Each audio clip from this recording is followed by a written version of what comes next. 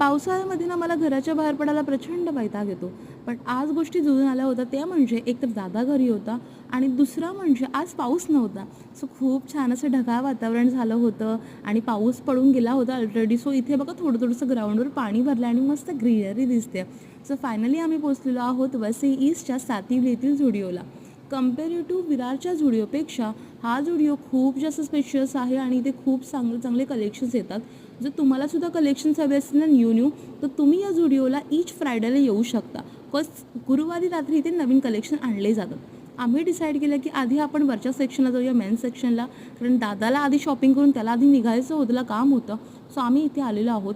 खरंच सांगते मुलांचे कलेक्शन्स खूप सुंदर होते आणि हा शर्टसुद्धा ह्याला खूप छान वाटत होता. आम्ही इथे ट्रायल रूमच्या बाहेर असं वाट बघत त्याची बसलेलो होतो. शूज कलेक्शन छान होते, फॉर्मल छान होते. या लोकांची शॉपिंग आणि बिलिंग चालू होतं तोपर्यंत मी खाली आले आणि मी हे इयरिंग्स बघितले. इयरिंग्स खूप क्यूट होते पण मी नाही घेतले बिकॉज मला असं वाटलं की हा गोल्डन कलर कदाचित निघू शकतो. सो मी नाही घेतले. आता खरं सांगू का की या झुडिओला आहे ना वेस्टर्न कलेक्शन्स म्हणजे आहेत, ट्रेडिशनल पण आहेत पण वेस्टर्न कलेक्शन खूप जास्त आहेत. सो मी ते पटकन वरती आली, मम्माला बॅग दिली आणि अगेन आम्ही खाली गेलेलो आहोत. आता हे सेल लागलेले आहेत आणि हे फुल स्लीव्स ते प्रिन्सेससारखे वन पीस सुंदर जे 1999चे होते ना, सॉरी 1000चे जे होते ते इथे आपल्याला 49ला मिळत आहेत, 499. आणि इथे 500चे आपल्याला 29ला मिळत आहे, 299. शिट यार हे काय होतं आहे. आणि इथे टी शर्ट्स मिळत आहेत छानसे 300ला.